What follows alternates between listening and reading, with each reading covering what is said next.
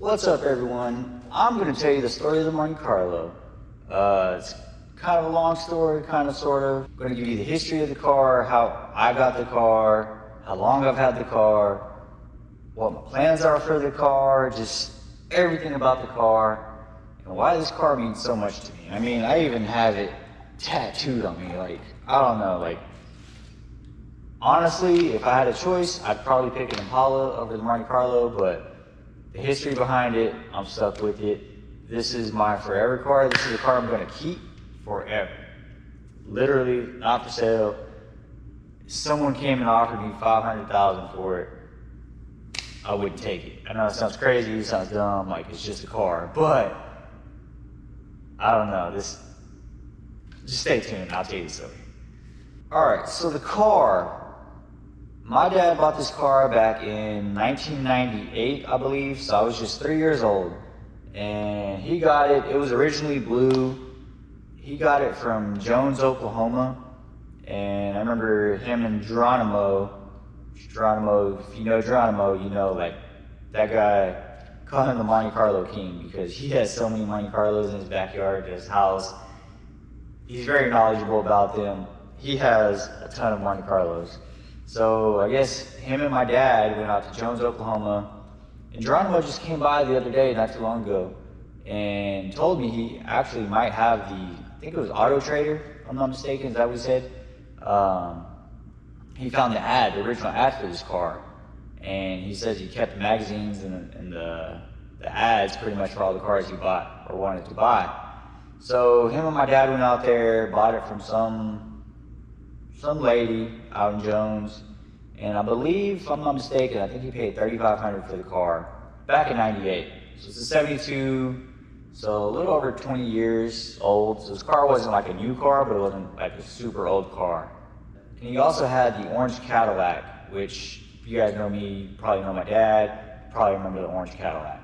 And actually, I found that old Cadillac multiple times, tried to buy it back, but that's another story for another time. It's kind of a long story as well. Long story short, I'm not going to buy the car. I know where it's at, I found it, but I'm just going to stay away from that. Probably a little more trouble than what it's worth. And like I said, that's a whole another story for another time. But anyways, back to the car. So my dad bought it in '98, and he had the Cadillac, and honestly, the Cadillac got a lot more attention than the Monte Carlo. The Cadillac was nice. It was a 2-pump, I think 8 or 10 batteries. I want to say it was 10 batteries, if I'm not mistaken. In the late 90s, early 2000s, when the cars would hop, they would only get like 2 feet off the ground, if that. So it was a single pump car. The car was just known for being nice, had audio, had hydraulics, it hopped high, named King of the Streets in one of the hopping competitions a long time ago, I remember that. But anyways, so the Cadillac was kind of like the star child. This one was just kind of over there. He did build it though, he did make it nice. It got repainted, got some body work done, got the motor completely redone. He got a lot of his parts from Par Automotive off of 10th and Meridian area. So if you know Par, you know that was like the old hot rod accessory shop back in the day. Which they closed down now, fortunately, but so the motor was all chromed out. Like it was nice. I'll shoot some pictures on the screen so you can see it. Probably some pictures of when it got body worked and when it was getting built for the first time. And this was probably, I want to say '04, somewhere around there where it was getting completely redone. I want to say he still had the Cadillac as well. And that's when, you know, this car was getting built. So it got painted, Caspi painted it. He painted another blue, and then I think he got painted one more time after that. So this car's been painted a few times, but it's always been blue, and it's going to stay blue. So even when I get it repainted and completely redone, it's going to stay blue. And that's what my Instagram name is. So the paint code is actually Bahama Blue, and that's my Instagram, Bahama Blue 72, you know, 72. So fast forward, we moved houses, and he sells the Cadillac. Well, he partially sells the Cadillac. He sells the Cadillac for an R1 plus cash, and you know, the Cadillac went away, but he kept this car. We moved houses, and this car, it just kind of sat in the garage. It sat in the garage for years. Like, I was still middle school, early high school. I didn't care too much about the car. I mean, I liked it, don't get me wrong. I loved driving it, or driving around with my dad and stuff, but it just never really like appealed to me, I guess, because I was into dirt bikes, and that's where my focus was, skateboarding, dirt bikes. You know, that's what I love doing, so that kind of had all my attention. I did have a lowrider truck though, and it's actually, I don't know if you can see it in the frame, but it's actually that one I had hanging up. So as a kid, I did have a lowrider trike, and that actually had hydraulics on it too. My dad built me that, and it was a pretty cool trike. Like, I wish I just would have kept it and not done anything to it, but anyways, I sold it to buy a dirt bike, long story short, and ended up with it back somehow. Anyways, the car is sitting in the garage, and it just sits there. I remember we had some AC work done in the garage, and the guy actually fell through the roof. Well, he didn't completely fall through the roof, but his foot stepped through the sheetrock on the roof, and the sheetrock fell, scratched up the hood of the car, and so we had to get that touched up. It actually had before it had the patterns, it had a mural on the hood. It was okay mural, wasn't really my style, honestly. I don't think it was my dad's style either. It was supposed to be like a ghost mural where you can barely see it, but it was loud, it was bold. It was cool, looking back at it, it was cool. But it just, I don't know. I know my dad wasn't really happy with the mural. I didn't really care for it. But anyways, I mean, the car just kind of sat. So he had these 14.7 Chinas. They were kind of cool for 14s. They were like, every other spoke was chrome anodized blue, chrome anodized blue. So those wheels, I mean, they look kind of cool, I guess. I don't know. He also had some, I think they were 22s. They were either 22s or 24s. They were on some IROCs, and I'll post a picture of that somewhere, or just do a voiceover or whatever. But the IROCs, honestly, I like the IROCs on there. Back then. I know IROCs now, they're played out, they're super cheesy. I mean, I guess they were back then. But I did like the IROCs on there. I mean, I think it looked good, like fitment-wise, stance-wise. It looked pretty cool. And then it went through a little season of having the stock rally wheels on there. We do have the beauty ring for it and the center cap. And they actually do look pretty good on there. You know, you can't go wrong with just a factory look, especially with the Cooper Cobras. I think they're on one of them, I think. Yeah, Cooper Cobras with the white letters. Those always look pretty good on there. So fast forward probably to about 2012. I would say about 2012. So I had my little Honda Civic, and I wanted to paint it blue. I couldn't find the perfect color to paint my car. Like, I was bouncing back and forth from like a teal blue to a dark blue. I didn't know. But I did know I liked the color that was on this car. I actually painted my Civic, that blue Civic, that was my Instagram name back in the day. I painted that blue Civic the same color as the Monte Carlo. So I do have pictures of the Civic and the Monte Carlo together. It's pretty cool looking back at it now. So now we fast forward a couple more years. I want to say it was my sophomore or senior year. So this is 2013, 2014 time frame. And I had a 69 Impala. It was I want to say, it wasn't the sport coupe. It was the slant back, fastback. It wasn't, whatever you want to call it. But it wasn't the like custom coupe. It was the one that was like a little bit slanted in the back. So I had that. I had big plans for that. I wanted to paint it like candy green. Monte Carlo still sitting in the garage, not getting no love, no attention. I mean, it's sitting now, but at least it's getting some attention. So my dad was like, man, this car's just sitting here. I think I'm just gonna sell it. And even though I didn't have a lot of like interest in the car, I guess, because you know I had my Civic. I think I'm king of the town in my little Honda. He's like, you know, I think I'm just gonna sell the car. And I'm like, no, you can't sell the car. Like, the car's been in the family way too long. Like, you can't sell it. Like, I'm not gonna let you sell it. I told him, I was like, well, I'll buy it. Like, I don't know. He was like, all right, well, sell the Impala and, you know, give me whatever money you get out of the Impala, and then just pay the rest, pay the remaining. And I think he wasn't trying to sell it for very much. I want to say like $6,000. I could be wrong. Maybe that was my price. I don't know, but I think he was gonna sell it for like $6,000 to $10,000. And I mean, the car was nice. The engine was real nice. Like, I mean, I had the 14.7s on there. Like, you know, they looked good for what they were. Paint job was good. It had the mural on it, so it didn't have the patterns. But, I mean, the car looked nice. So I was like, well, I'll buy it. So this was my senior year, around that time. I don't think I ever drove this car to high school. I wish I did. I don't know, but I think maybe I was just scared. You know my dad, so it's like, you know, I knew this was his car, and I knew better than to ask him to drive this car to school.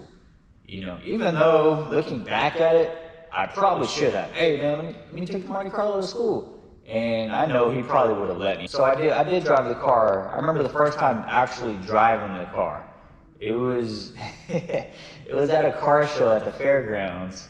And he drove to the car show, I drove my Civic, and I got a picture of the Civic in the parking lot of that car show. I got pictures of the car at that car show. So, first time I drove that car, it was after the car show, and he told me to move it out. And I was like, me? You want me to move it out? Like, you know, in front of all these people? Like, anyways, I ended up, you know, driving it out of there, and I was like, just pretty much out of the car show into the parking lot. That's all I drove. But that was the first time I drove that car. So then I get the car. You know, it's a new car, it's like my car, so I'm driving it, taking it to Streetcar Takeover, taking it to Cars and Coffee, motor blew on the STI, or spun a rod bearing on the STI.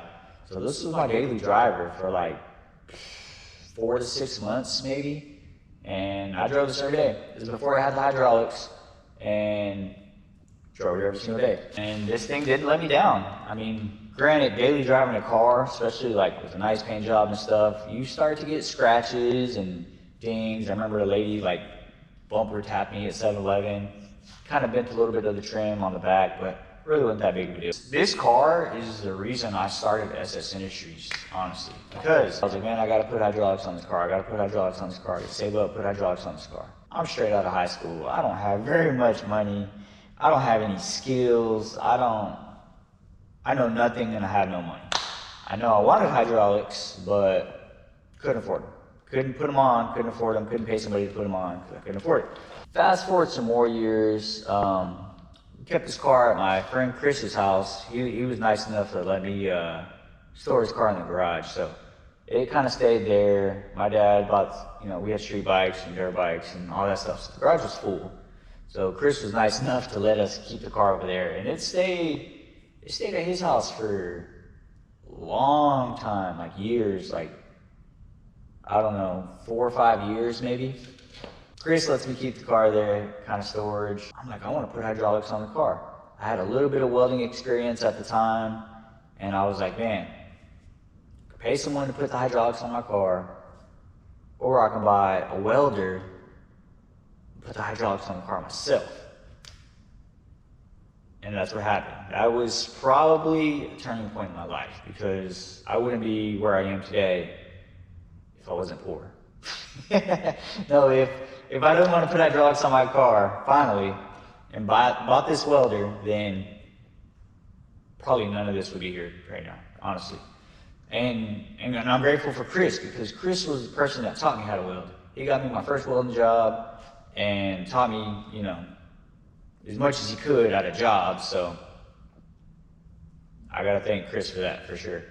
So yeah, I buy the welder, I have no shop, I have very little to no clientele, because nobody knows I really weld like that. So anyways, I started getting, you know, jobs here and there, mainly like the jobs that nobody wants to do, like rust repair, floor pan repair, like rust jobs, like did a few C-notches. And then I finally got wasn't my own shop, but I was renting a singular car spot with my buddies Austin and David that are in my car club. You've probably seen their cars before too. And I had a little bay spot. And that's where I was doing my side jobs now. And I actually had somewhere to work on stuff in my own location instead of going mobile, which mobile welding sucks. It's not for me. So I bought a hot post kit, decided to go whammy tank with it, 6 batteries, built a rack that's actually over there I'm looking at. It's probably out of the frame, but built that rack, did the hydraulics on myself. Keep in mind, this is my first hydraulic install, so I had little to no idea what I was doing. I've done air ride, I've done coilovers many times, but hydraulics, even though I've been around it all my life, I didn't know the ins and outs, the wiring, where to cut, how to cut. I didn't know any of that. So I did it. I'm not gonna say I shocked a lot of people, but because they already knew I knew how to weld pretty good. I've been doing frame wraps and stuff, but the setup came out awesome.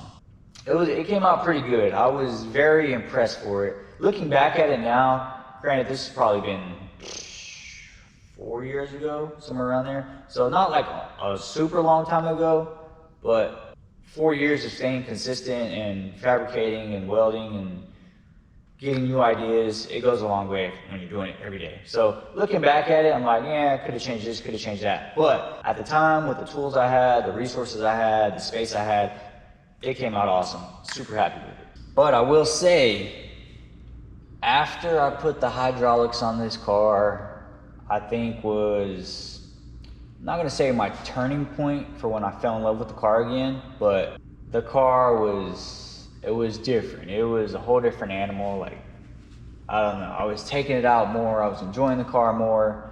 It was so fun. Like, granted, hydraulics don't ride the best, but the amount of fun you have in it, well worth it. So I drove this car. I drove it a lot. Like, I was daily driving it. Me and Jaime and JP and stuff, we were going out to Bricktown, we were hitting the hydraulics, we were cruising, blasting music, going to the bars, just having a great time. Probably some of the funnest times I've ever had in this car. For sure, like top 3 moments. I knew this car had it had imperfections. I mean, it's an old car. It was restored, back in 04. That's 20 something years ago. So the car is not perfect, especially with me daily driving it and stuff like that. With the hydraulics starting to get chips and stuff like that. I knew it had a little bit of rust here and there.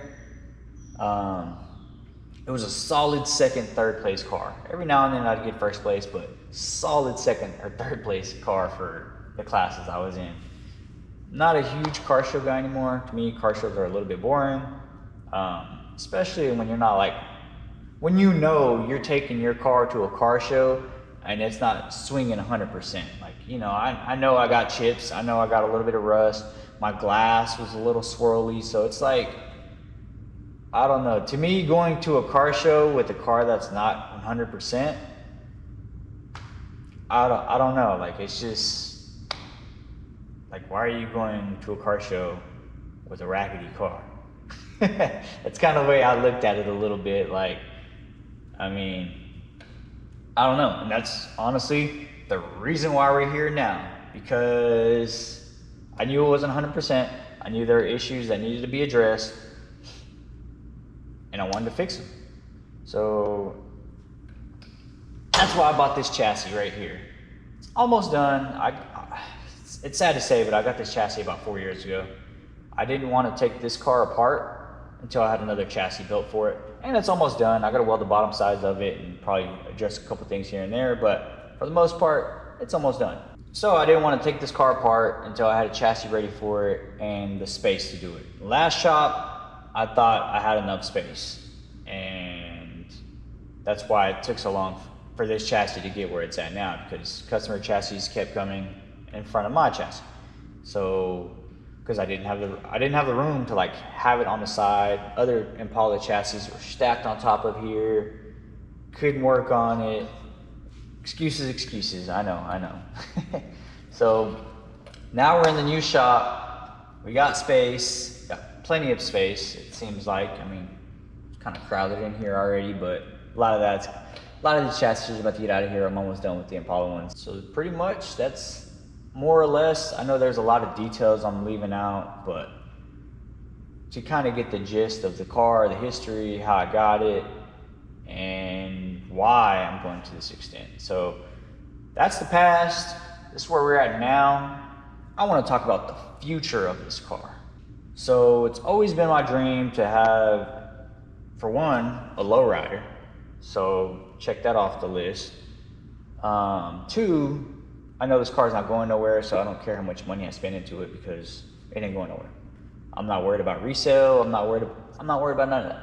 Working at hot rod shops and off-road fabrication shops and stuff like that, I see the technology and the stuff they do with the fabrication, like trophy trucks and Baja trucks and race cars, the 4Links and all that stuff. Like, that can be integrated into a lowrider. Like, to me personally, I feel like lowriders are behind the times in fabrication. Don't get me wrong, I'm not saying all the fabrication is junk, but there's a lot of new technology, a lot of new stuff that's on the market that haven't drifted into the lowrider industry yet. And that's where I want to change that. So for example, yeah, superchargers and stuff, turbos have been done on lowriders. Yes, they have.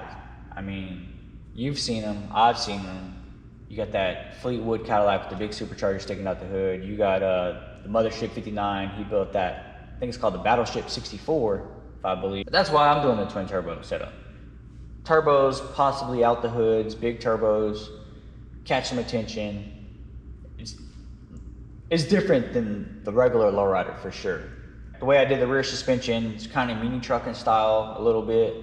I wanted to do cantilever, but I don't know, I guess I didn't put enough thought and effort and thinking into it. So we ended up what we ended up with. I'm happy with it. It works. It gets the job done. The body drop, it's also very, mini trucking and, bag trucks type stuff. I mean, there are lowriders out there that body drop, don't get me wrong, but Impalas will lay out. They'll lay low, like back bumper will touch the ground, Coupe de Villes and stuff, they'll lay out. They will. This car will not. I don't know why they call it a Monte Carlo, because it is not a low car. Like, it's too high for me. Even though, like, my cross member, when I laid out, drag the floor, I'm laying on the bump stops in the rear. It's as low as I can get. So the only thing I can think of is either build a different chassis for it to allow it to lay out, or body drop it. I already had this chassis, so I mean, building another chassis, could have, yeah, maybe, but I'm just gonna body drop it. So body drop it, twin turbo LS motor out the hood, get the interior redone, address all the rust, get it all repainted. As far as patterns go, I'm thinking just the roof. It's probably all I'm gonna do as far as patterns go, and just do some leafing and pinstriping, kind of throughout the car. I got some parts at the chrome shop, getting engraved, just a few accent pieces, that I talked about in the last video. So nothing crazy. Fender exit exhaust, because the way I built my crossmember, I know I can modify it, but I built it like that, so it forces me to do fender exit exhaust. So I'm gonna do fender exits out the front. It's gonna be loud, it's gonna be rowdy. You're gonna get no traction with these 13s, but that's all right. We're here to party. It's gonna be a cool car once it's all done. My big plans, I would like to have this car done, or at least like super close to done by next summer. I think that'll be awesome. I think that's a realistic deadline as long as I stay on it, keep working on it. I got some things in motion to kind of make sure that happens. My ultimate goal for the car, I got two, I guess, ultimate goals. One, get this car to SEMA once it's done. Like, I don't know why, that was just kind of a recent dream for me, but there's not a lot of lowriders at SEMA. There's like maybe 10 lowriders out of like 1,500, 2,000 cars. So not a lot of lowriders. And so I do want to get the car to SEMA. If you're watching this video and you got any connections on how to get either sponsorships or help, or somebody in the industry with SEMA that could potentially help me get the car there, that would be awesome. So, it's worth a shot. The answer is always no if you don't ask. So figured I'd ask. So that's kind of one of my main big goals for the car. Get the car to SEMA, maybe even debut it there. We'll see. My second big goal is, again, I'm not a huge car show guy. But once this car is done, I definitely want to travel all around the country, taking it to car shows, cars and coffees, stuff like that. Like I want to take this car to a lot of places, you know, show it off, stuff like that. And this is probably, honestly, this is probably the most important goal for it, is just to be out there cruising with my old lady, cruising with the car club, like just driving the car, taking the car out, enjoying the car. Like honestly, that's probably the main top goal right there. So now you guys know the history behind the car, what my plans are for it. And honestly, like I said, this car helped me build my business. Started with fabrication, got into fabrication because I wanted to put the hydraulics on the car. Been wrapping a bunch of frames, got the CNC table, like, I don't know. So you can say this car helped me build my business. Appreciate you guys watching. For those who watched, I know it's kind of a long video-ish, but it's been a video I wanted to do for a while. So if you want to see more of the build, check out my earlier videos. I got a whole playlist dedicated to the Monte Carlo build. And like always, I will see you guys next time. Peace.